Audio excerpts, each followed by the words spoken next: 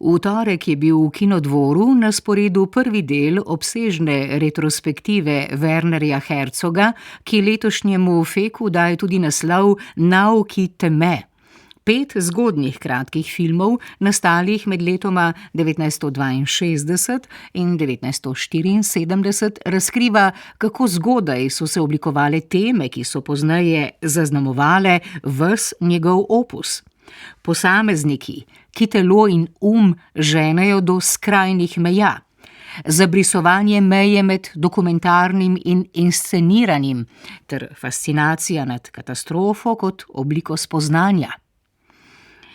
Že v prvencu Heraklej, ki ga je posnel pri 19, je Herzog mitološke podvige postavil nasproti podobam sodobnega sveta.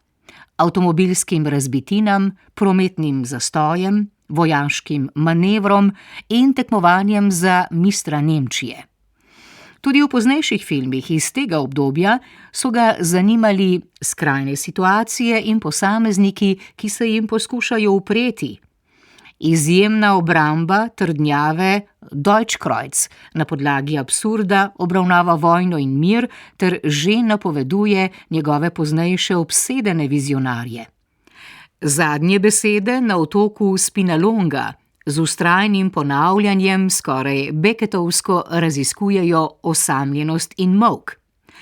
V veliki ekstazi rezbarja Steinerja pa spremlja smučarskega skakalca Walterja Steinerja in njegovo nevarno približevanje meji človeških zmožnosti. Prav v tem filmu, posnetem v Planici, se je že zelo jasno izrisala ena Herzogovih temeljnih tem, posameznik, ki v skrajnosti išče nekaj, kar presega vsakdanjo izkušnjo, ekstazo, spoznanje, morda celo soočenje s svojo minljivostjo. Med gosti festivala je tudi Anne Dufaux, francoska kulturna producentka, raziskovalka in kuratorka ter ustanoviteljica nomadske kuratorske platforme Od A do Z. Namesto klasičnih razstav pripravlja programe, ki se premikajo skozi čas in prostor ter povezujejo razstave, performans, glasbo in radio. Dufauxova, ki ustvarja tudi glasbo z imenom Alfa, vprašanja rase, spolne identitete in zgodovinskega spomina odpira predvsem o pomoči izkušnje, zvoka in sodelovanja z drugimi umetnicami in umetniki. Za Fek je pripravila program Vzpon podivjanega, 11 kratkih filmov z različnih koncev sveta. Od Združenih držav Amerike, Irana in Južne Koreje do Grčije, Francije in Velike Britanije. Ta program 11 kratkih filmov bo na sporedu danes v Slovenski kinoteki.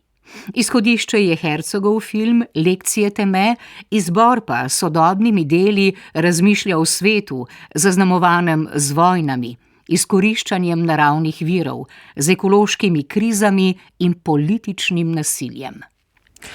V sklopu Instant Kult je letos v ospredju Gala Hernández López, špansko-francoska umetnica in režiserka, ter ena zanimivejših predstavnic sodobnega esejističnega dokumentarnega filma. Njeni hibridni filmi raziskujejo, kako tehnologija, splet in sodobni kapitalizem oblikujejo naše želje, strahove in fantazije, od osamljenosti v spletnih skupnostih do sanj o hitrem bogastvu. Za svoj kratki dokumentarec Mehanika tekočin je leta 2024 prejela francoskega cesarja. Njena dela pa so gostovala tudi na festivalih v Cannesu, Berlinu in Leipzigu. Njen najnovejši film, Kot vešče proti svetlobi, pripoveduje o podjetjih, ki raziskujejo, merijo in vse bolj tudi tržijo nekaj, kar je bilo doslej med najbolj zasebnimi deli našega življenja, naše sanje. Film prepleta znanstvene raziskave o možganski aktivnosti med spanjem z občutljivo, skoraj pesniško vizualno govorico in arhivskim gradivom. Gledalca sooči z vprašanjem, kaj se zgodi, ko podjetja s tehnologijo dobijo dostop do prostora, ki naj bi bil zadnje zatočišče pred nadzorom in trženjem. Gala Hernández López. Sí, esta película, bueno, nació de que yo descubrí una empresa americana, una startup americana que se llama Prophetic, que Ta film se je rodil, ko sem odkrila ameriško zagonsko podjetje Prophetic, ki je trdilo, da bomo v bližnji prihodnosti sposobni delati med spanjem, ker bomo lahko postali zavestni v svojih sanjah. Zame je bila to prava nočna mora, da tržna, špekulativna logika produktivnosti in donosnosti, ki upravlja kapitalistični sistem, prodira tudi tja, kamor smo se doslej, vsaj načelno, lahko zatekli, v svoj v svoje sanje. Prostori, ki naj bi bili nedotakljivi, se nenadoma vzpostavljajo kot novo ozemlje za usvajanje v dobi neurokapitalizma, v kateri je mogoče pridobivati podatke iz naše možganske aktivnosti in jih po dekodiranju uporabiti za izdelavo produktov in za špekuliranje z njimi. Zdelo se mi je precej nevarno, predvsem zato, ker gre za tehnologije, ki jih širša javnost zelo slabo pozna.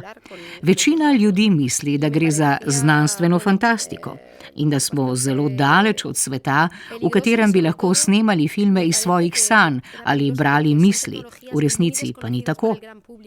Številni znanstveniki in nevroznanstveniki, s katerimi sem imela pogovore, so mi vsi povedali, da bo, tudi zaradi umetne inteligence, takrat, ko se bodo te tehnologije v nekaj letih demokratizirale, postalo popolnoma normalno imeti dostop do kognitivnih podatkov. Ob tem se odpira zelo veliko vprašanj o zasebnosti, nadzoru, manipulaciji in propagandi v svetu, v katerem imajo zasebna podjetja ogromno moči in bi lahko te tehnologije uporabila za prodajo izdelkov ter za manipuliranje prebivalstva ali vplivanje na volitve. Zato se mi je zdelo nujno govoriti o tem in ljudem pokazati, da smo v tem zgodovinskem trenutku in da to ni znanstvena fantastika.